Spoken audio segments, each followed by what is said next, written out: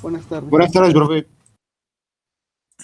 Ok, denme nada más unos segundos en lo que comparto la presentación, ¿sí? Que vamos a ver el día de hoy.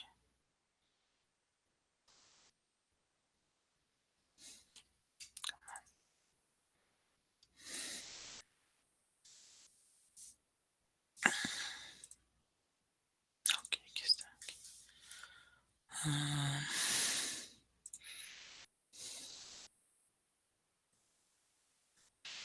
ok, bueno, ¿me pueden confirmar si están viendo una presentación que dice Unidad 3, Conocimiento y Razonamiento? Sí, Sí, se ve. Sí, bueno. El día de hoy vamos a ver un concepto más sobre base de conocimientos, ¿sí? Y cómo podríamos nosotros aplicar una base de conocimiento. ¿Sí? Les voy a comentar sobre conceptos. Ajá. Y precisamente para ver la siguiente práctica que van a realizar, voy a hacer una pausa para instalar el compilador de Python, sobre todo para aquellas personas que aún no conocen este lenguaje y todo eso. Vamos a instalarlo porque pues lo van a requerir, ¿no? Para las siguientes prácticas. ¿Ok? Entonces, bueno, vamos a ver, en las sesiones anteriores habíamos hablado sobre lo que es un agente basado en conocimiento, ¿sí? Y habíamos mencionado que este tipo de agentes ahora, en lugar de realizar una búsqueda, ¿no? Sobre los posibles estados o desarrollar lo que es el espacio de estados, en esta ocasión van a utilizar la lógica proposicional, ¿sí? Para que a partir de esta lógica proposicional ellos puedan determinar si algo es cierto o no, es decir, si es lógico o no, ¿sí? Habíamos dicho que una base de conocimiento pues va a ser un conjunto de proposiciones, ajá, que vamos a considerar que son verdaderas siempre, ¿sí? Este dicho de que son verdaderas pues va a depender de la interpretación que nosotros le demos, ¿no? Y habíamos dicho que, por ejemplo, la proposición está lloviendo, ¿no? Pues va a depender de dónde nosotros estemos ubicados. Por ejemplo, si estamos ahorita en la Ciudad de México, pues la respuesta sería que no está lloviendo. Quiere decir que la proposición está lloviendo es falsa. Sin embargo, si nosotros nos ubicamos en algún lugar donde efectivamente está lloviendo, pues la proposición será verdadera. ¿Sí? Entonces, la interpretación pues depende del contexto en el cual esté el agente. Existen algunas proposiciones, ¿no? Que son universalmente verdaderas, por lo menos en este planeta, ¿no? Como es cuál es el valor de pi, cuál es el valor de la gravedad, ¿no? De la aceleración debido a la gravedad, ¿no? Cuál es el valor de la constante de Coulomb, etcétera, etcétera. Son valores y son cosas que son verdaderas para todo mundo, ¿ok? Entonces, bueno, esas serían como que las excepciones. Ok, entonces, un elemento de nuestra base de conocimiento habíamos dicho que se conoce como un axioma, perdón, y recordemos que, bueno, un axioma en términos de matemáticas, pues es algo que se asume como verdadero y que no se necesita demostrar. ¿Ok? Entonces, un modelo de una base de conocimiento cabe, ¿sí? Es una interpretación en la que todas las proposiciones que se encuentran en esta base de conocimiento van a ser verdaderas, ¿sí? De manera general, una base de conocimiento cabe, ¿no? Que es las iniciales de Knowledge Base, que es base de conocimiento en inglés, va a estar compuesta por axiomas, ¿sí? De tal forma que si yo tengo una base de conocimientos KB, ¿no? Y dentro de esta base de conocimientos tengo una proposición, ¿no? Que en este caso se llama gramo. Ajá. Vamos a decir que gramo es una consecuencia lógica de KB. ¿Sí? Entonces, si gramo está dentro de la base de conocimiento, vamos a decir que gramo es una consecuencia lógica, ¿sí? Eh, no solamente si un elemento está dentro de nuestra base de conocimientos, podemos obtener una consecuencia lógica, ¿no? Sino que además de eso existen ciertas fórmulas, ajá, en las cuales si yo tengo proposiciones de cierta forma, ajá, yo puedo indicar si una proposición es una consecuencia lógica o no, ¿sí? Estas reglas eh, se parecen a lo que era la parte de las leyes de Morgan, ¿sí? En la cual yo tengo ciertas equivalencias a partir de unas proposiciones, ¿sí? Se parecen.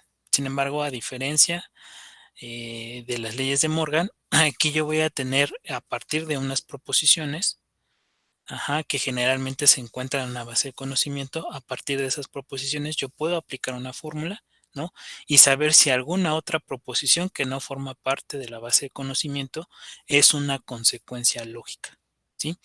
Si una proposición es una consecuencia lógica de una base de conocimientos, ajá, en automático podemos decir que esta proposición es verdadera también. Ajá. Y ya con eso, pues nosotros podemos ahorrarnos, ¿no? Realizar la búsqueda de todos los escenarios posibles. ¿Ok? A estas reglas se les conoce como reglas de inferencia, ¿sí?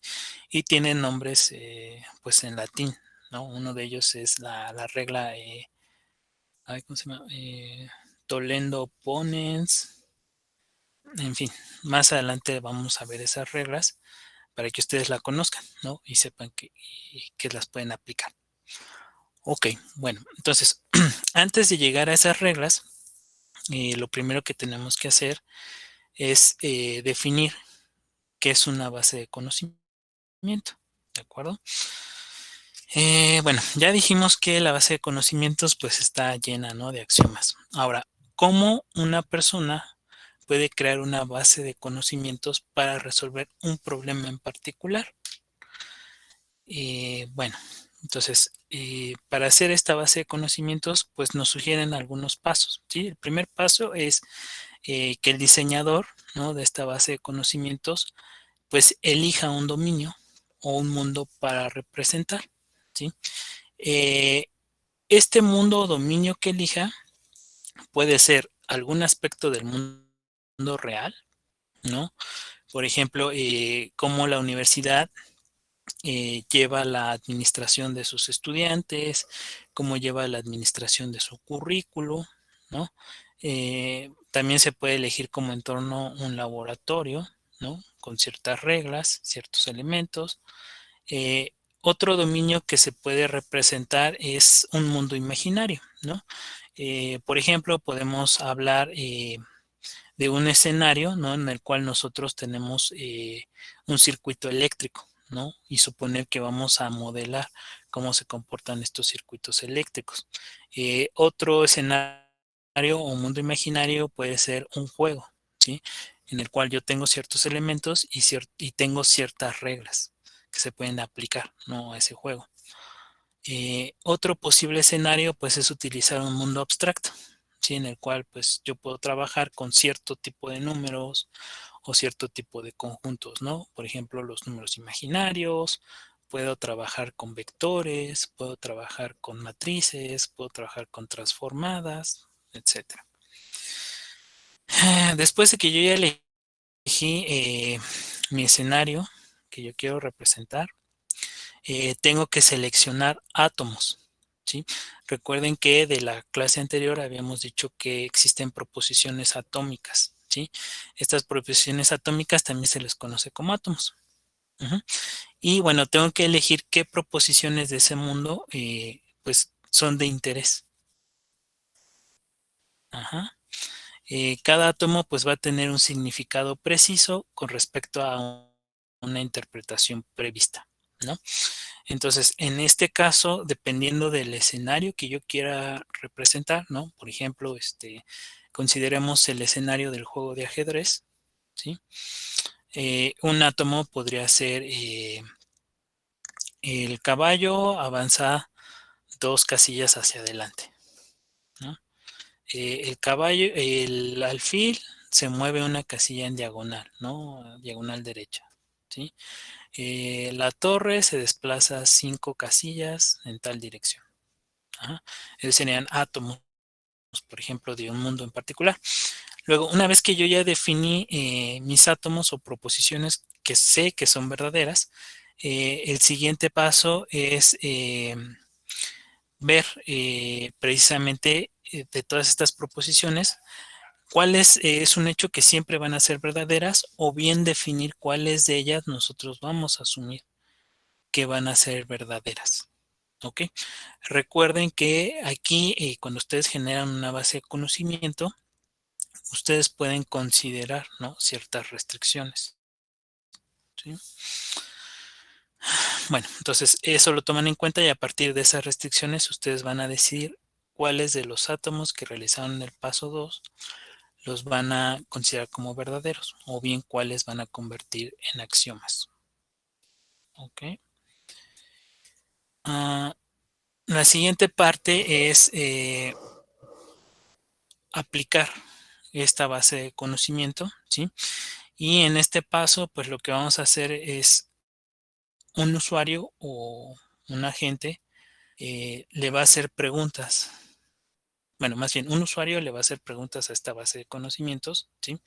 Y lo que tiene que hacer el agente es consultar esta base de conocimientos y decidir si lo que se le está preguntando es una consecuencia lógica de la base de conocimientos, ¿sí?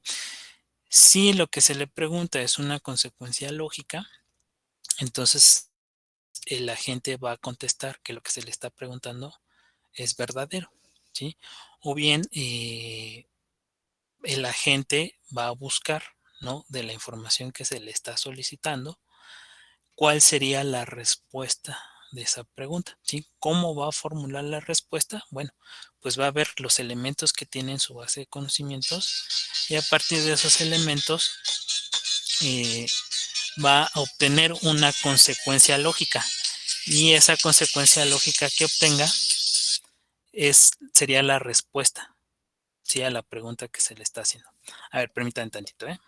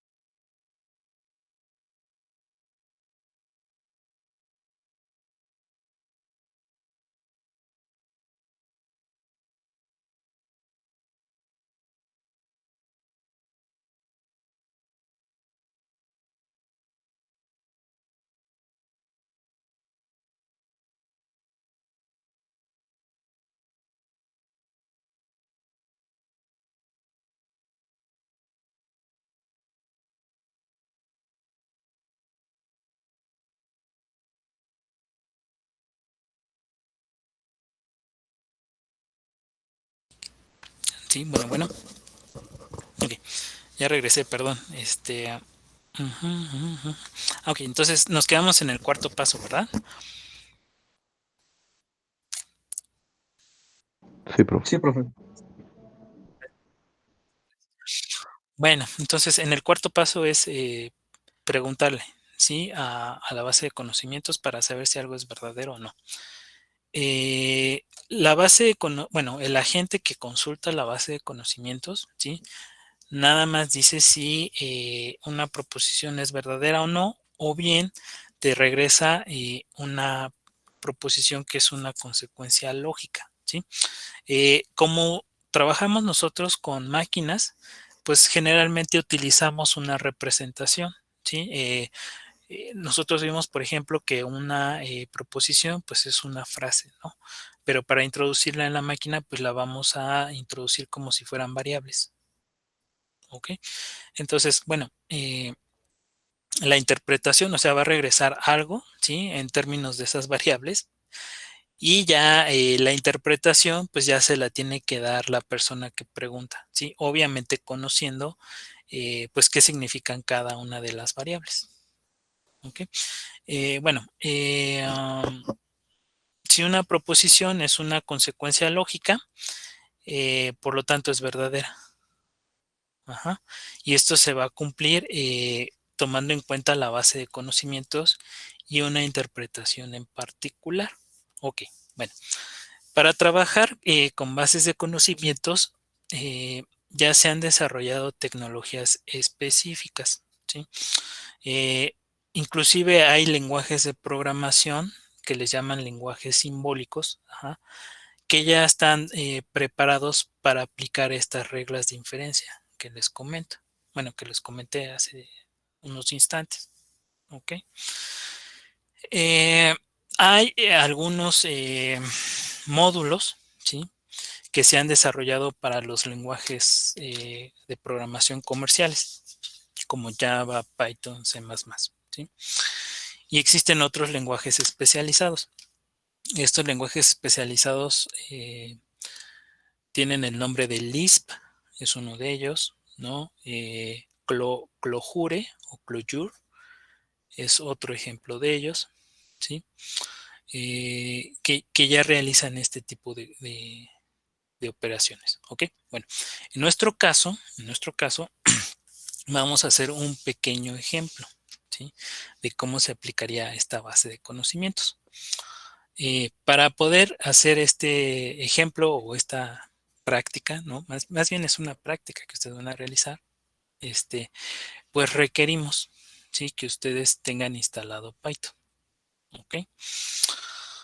Bueno, voy a dejar de compartir la presentación ujú, para ver la parte de la instalación de Python, ¿ok? Yo sé que algunos de los alumnos que están inscritos ya han instalado el intérprete de Python, ¿sí? Ya saben los conocimientos básicos de Python, ¿ok?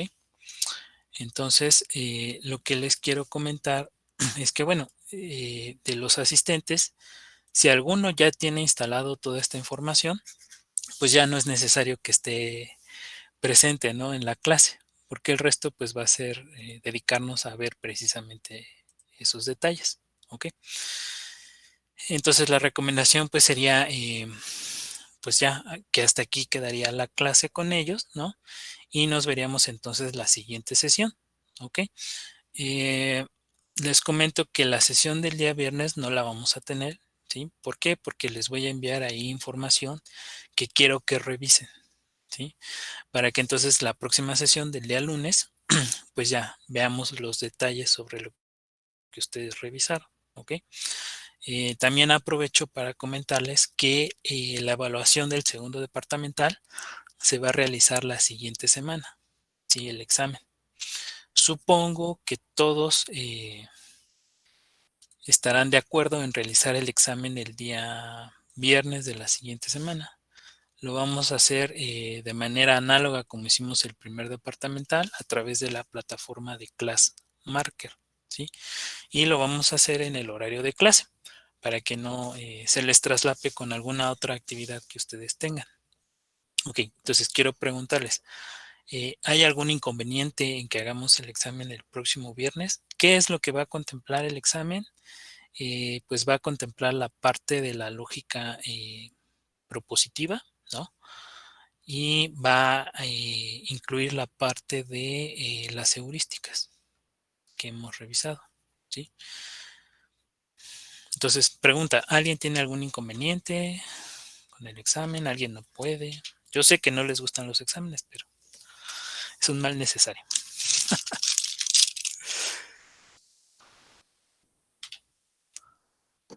¿No? Creo que No no. tengo inconveniente. Ok, bueno. Entonces, ok, entonces, bueno, a partir de ahora, pues voy a continuar entonces con las personas que van a instalar Python, ¿sí? Y vamos a ver cómo vamos a configurarlo.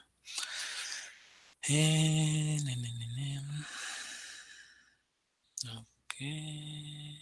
Pantalla.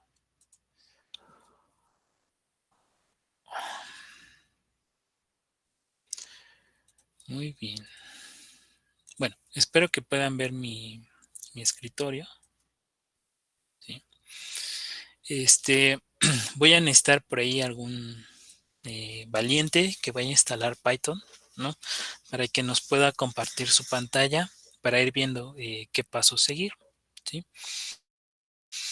En mi caso, bueno, como ya lo tengo instalado y no lo quiero desinstalar, pues bueno, les voy a decir de dónde sacar, de dónde adquirir el compilador, perdón, el intérprete, ¿sí? Para poder programar en este lenguaje. Entonces, lo primero que hay que hacer es abrir un navegador, ¿sí? Y vamos a escribir la palabra Python. ¿Sí? Damos Enter. Y la primera página que les regresa,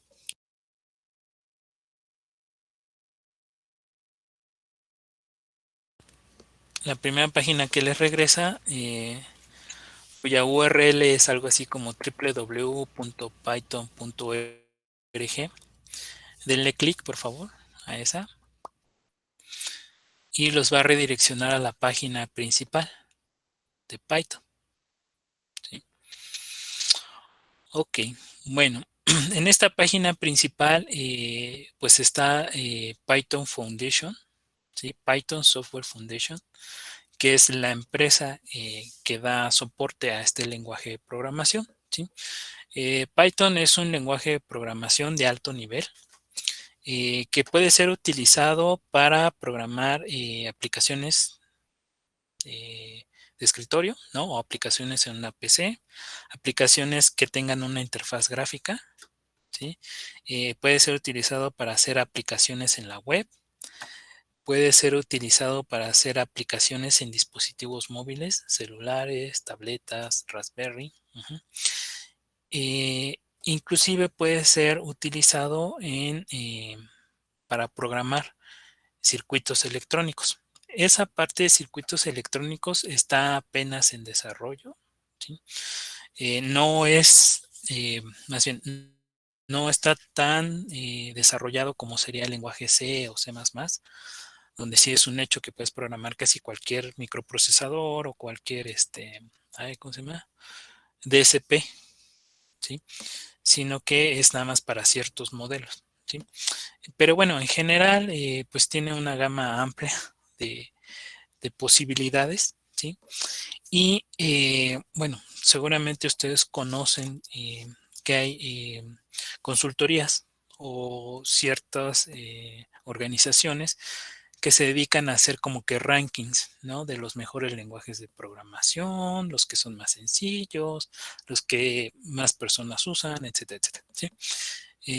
Python está dentro de los primeros lugares, ¿no? Depende de la organización, es decir, depende de la encuesta, depende del año, ¿no?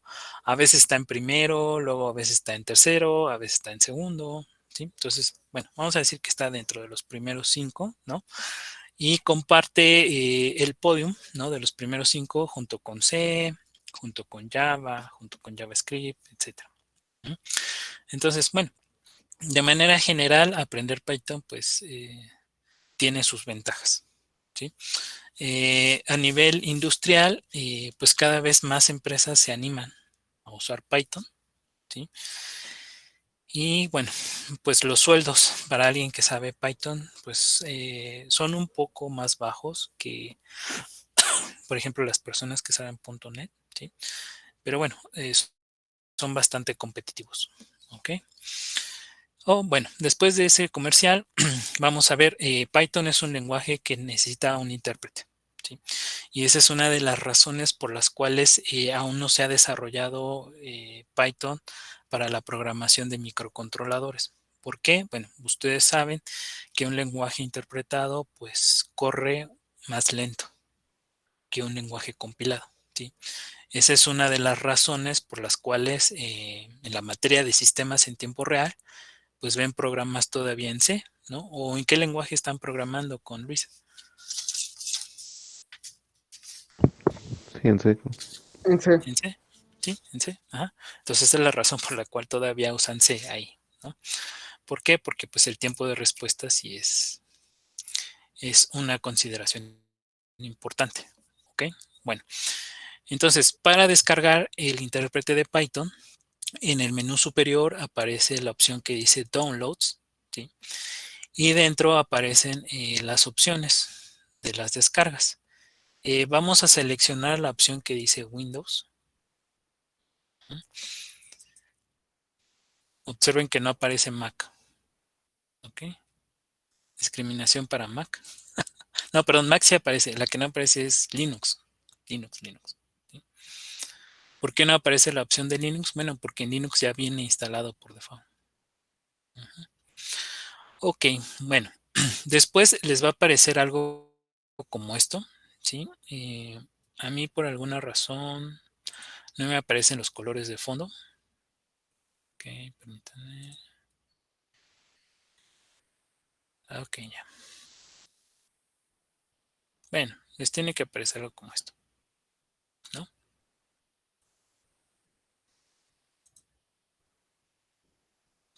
Bueno, no aparecen los colores, no sé. Y en el extremo izquierdo tienen lo que son las versiones estables. Del lado derecho tienen las versiones que todavía están en prueba.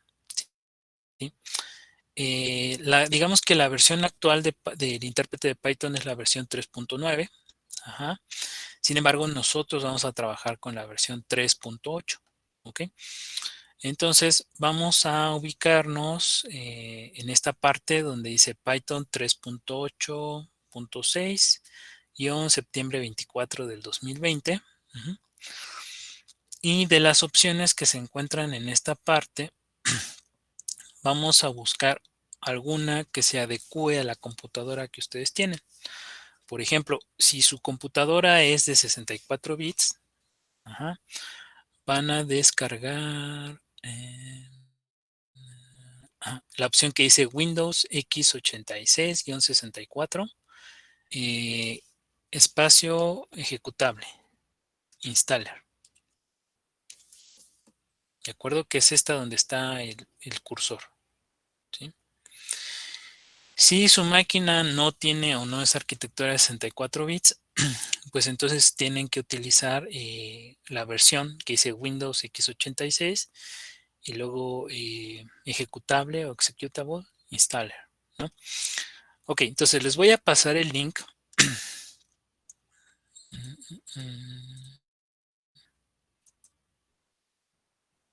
Copia de dirección. Ajá, en el chat para que la puedan ustedes descargar.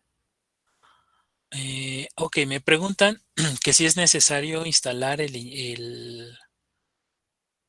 intérprete de Python. Dice que alguien ya tiene instalado Anaconda. Ok, la respuesta es no es necesario instalar nuevamente el IDE de Python. Nada más habría que revisar que la herramienta que vayamos a utilizar funcione para Anaconda. ¿Sí? Si no funciona, entonces sí tendremos que volver a instalar el intérprete. Eh, una de las ventajas que tiene Python es que les permite tener más de una versión instalada en su computadora. Uh-huh. Entonces no importa si ustedes instalan el intérprete 3.8, luego el intérprete 3.9, etcétera, etcétera. Todos ellos pueden convivir entre sí. Nada más hay que tener en cuenta cuál de ellos ustedes van a dar de alta en el pad para que entonces no se... cuando ustedes invoquen algún comando de Python, ¿no? no vaya a haber traslape. ¿Ok? Entonces, bueno, si ustedes ya tienen instalada alguna versión de Python distinta a la 3.8, mi sugerencia es que no instalen una nueva, sino prueben primero con esa versión, ver si pueden correr lo que vamos a hacer, el módulo que vamos a utilizar, y ya si no se puede ejecutar, pues entonces sí ya tendríamos nosotros que volver a instalar. ¿Ok? Si su proyecto terminal está relacionado con Python, pues sí, vamos a ver la manera, ¿no? De cómo no afectarlo para que no entren en conflicto. ¿Ok? Ah, ok, ¿qué es Anaconda? Bueno, Anaconda es una versión del intérprete de Python que por default ya incluye ciertos módulos para hacer algo en particular. ¿Sí? En el caso de Anaconda está orientado hacia lo que es ciencia de datos, ¿no? Trae algunas partes de graficación, algunas partes de cómputo científico. Uh-huh. Entonces, también trae algunas partes de aprendizaje automático, ¿sí? Entonces ya viene con esos módulos precargados, ¿sí? Además de eso, incluye un IDE propio que se llama Spider. Ajá, y que es un IDE que ustedes pueden utilizar solamente para programar en Python. ¿Ok? No es el único IDE que existe. Por ejemplo, Visual Studio Code. También ustedes pueden programar en Python. El Visual Studio normal creo que también les permite programar en Python. Um, en fin, por ejemplo, si están trabajando con Mac, el Xcode también les permite. Si están trabajando con Linux, Genie también les permite, etcétera, etcétera. ¿Vale? Ok, entonces ese de Anaconda sería un equivalente a lo que son las distribuciones de Linux. Sí, ya ven que Linux es el core, ¿no? Y luego lo que le van agregando al core, pues es lo que hace una distribución, ¿no? Por ejemplo, seguramente con Luis ya están trabajando en alguna distribución. Si no mal recuerdo, a él le gusta Ubuntu y para la Raspberry usa Raspbian, ¿no? Pero bueno, eh, sería un equivalente, ¿sí? Lo que nosotros vamos a hacer con este intérprete, pues es como que bajar nada más el core y ya después los módulos que necesitemos nosotros los vamos agregando. ¿Okay? Muy bien. ¿Alguien ya terminó de descargar el programa? Ok, alguien que nos pueda compartir su pantalla para seguir los pasos, ¿no? Del instalador, que no tenga instalado Python.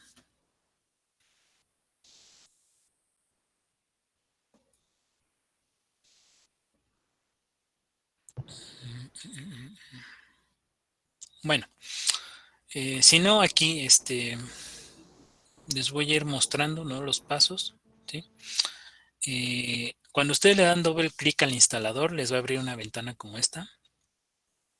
Y aquí les va a dar dos opciones para instalar. Una en la cual ustedes van a eh, adaptar, ¿no? O decidir parte de la instalación qué es lo que quieren hacer.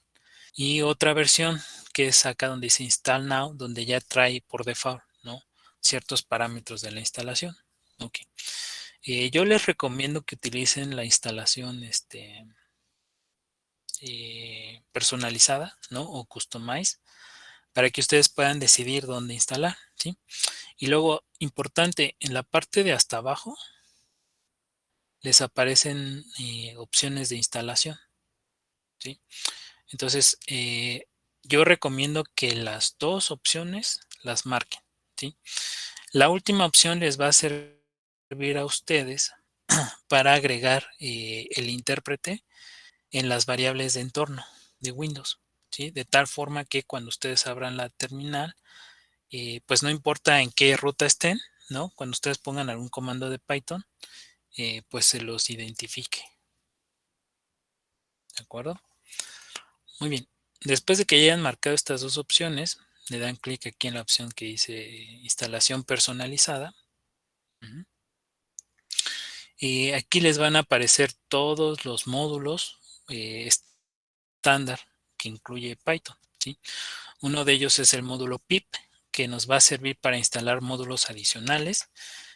Tenemos el tcl-tk y el itle, ¿sí? Este es, por default, el intérprete ya incluye una terminal donde uno puede empezar a codificar, ¿sí? Esta terminal, digamos que es una terminal sencilla, sería algo así como un editor de un bloc de notas, ¿no? Donde yo puedo escribir código, después ejecutarlo, como si fuera un IDE normal. Y además de eso, yo tengo una ventana donde yo puedo escribir, ¿no?, código en Python y al dar enter se ejecuta de manera automática. A eso se le conoce como una terminal interactiva, ¿no?, que es algo similar a cómo funciona MATLAB. Sí, es decir, cada vez que ustedes escriben una sentencia, pues se ejecuta, ¿no?, y les muestra el resultado. Después viene un módulo que es para hacer pruebas de un programa. Si están tomando clases con Luis, pues seguramente les habrá comentado, ¿no?, sobre lo que es la parte del debug, y cómo hacer pruebas, ¿no?, para ver si un código funciona correctamente. Y bueno, demás opciones que nos ayudan a poder trabajar, ¿no?, con versiones previas de Python. De manera general, pues recomiendo, ¿no?, que todo esté marcado. Le dan clic aquí en Next. Después les va a aparecer una ventana como esta. Aquí la única opción que yo recomendaría que marcaran, además de las que ya aparecen, pues sería la opción de hasta arriba, ¿sí?, que es instalar Python para todos los usuarios. Y lo segundo que yo les recomiendo es en la ruta donde ustedes van a instalar Python, ¿sí?, la modifiquen. ¿Por qué? Porque la ruta que aparece ahí es un poco extensa, ¿no?, y luego para localizarla pues es un lío. ¿Qué ruta es la que yo les recomiendo que utilicen? Pues en C. O sea, que cambien su ruta a algo como esto. C, Python 3.8. Ahí yo recomiendo que la modifiquen, ¿sí?, para que sea más fácil localizarlo. ¿Okay? Y bueno, una vez que ya cambiaron la ruta, pues le dan install y va a comenzar con el proceso de instalación. ¿Ok?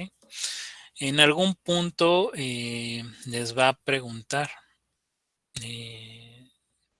si ustedes, bueno, les va a pedir permisos de administrador, ¿sí? Es simplemente decirle que sí y ya continuar con el proceso de instalación. No sé si hasta aquí hay alguna duda de cómo instalar el intérprete. No, profe. No, profe. ¿No? Bueno, ok. Entonces, una vez que ya hayan terminado con el proceso de instalación, tienen que buscar dentro de sus programas alguno, bueno, más bien tienen que buscar que les haya, en la ubicación donde ustedes seleccionaron, les haya creado la carpeta, ¿sí? En mi caso, pues aquí está mi carpeta de Python, ¿sí? Y dentro de mi carpeta deben de aparecer algunos elementos como los que se muestran aquí, ¿sí? Entonces, dentro de estos elementos, pues yo ya tengo instalado mi intérprete de Python, ¿sí? Tengo por ahí algunas carpetas, que me van a servir, ¿no?, para eh, agregar módulos adicionales o bien hacer algún cambio, ¿sí? En particular,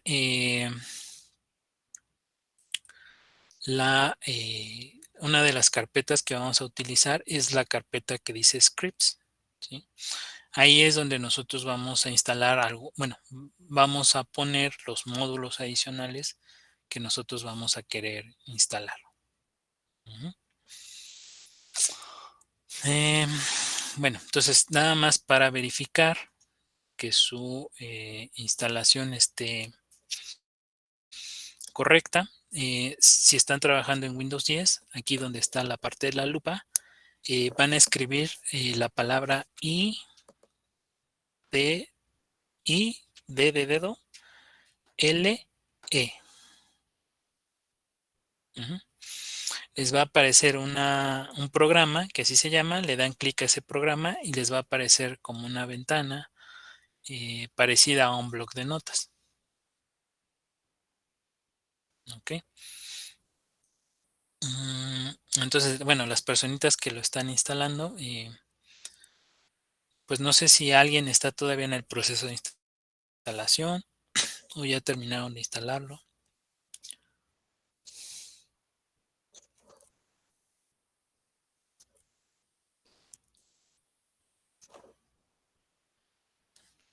Sí, nadie lo está instalando ahorita. No creo que no. Creo que no. No, es que se Parece traba. ser que no. ¿Alguien sí lo está haciendo o ya todos tienen Python? Yo ya lo tengo, pero pues me quedé para Te ver. falta. Si aprendo de nuevo. Ok, alguien que lo esté instalando, ¿no? O ya todo el mundo lo tiene. O alguien que lo vaya a hacer después. No sé. No sé cómo interpretar el silencio. Pues al parecer creo que nadie lo está instalando. Porque... Nadie. Creo que Bueno, Bueno, no sé, hablo por todos, pero no sé. a ver. Sí, Mario o Fernando. No, yo ya lo tengo igual, pero Tú quería ver si ya iba a lo agregar tienes. algo Muy bien. diferente. Ajá. No, no, no. Mario, tú. yo también ya tengo Python en la Alan ya compu. lo tiene. Ujú. Muy bien. Alexandra ya lo tiene. Andrew, ¿ya lo tienes? Ya, profe, ya. ¿Tú ya? Ok. Ángel, ¿ya lo tiene? Ya, profe. Ok. Herrera Lomelí, ¿ya lo tiene? Ya. ¿Ya? Ok. Martínez Bernal, ¿ya lo tiene? Sí. ¿Sí? Emiliano de la Mora.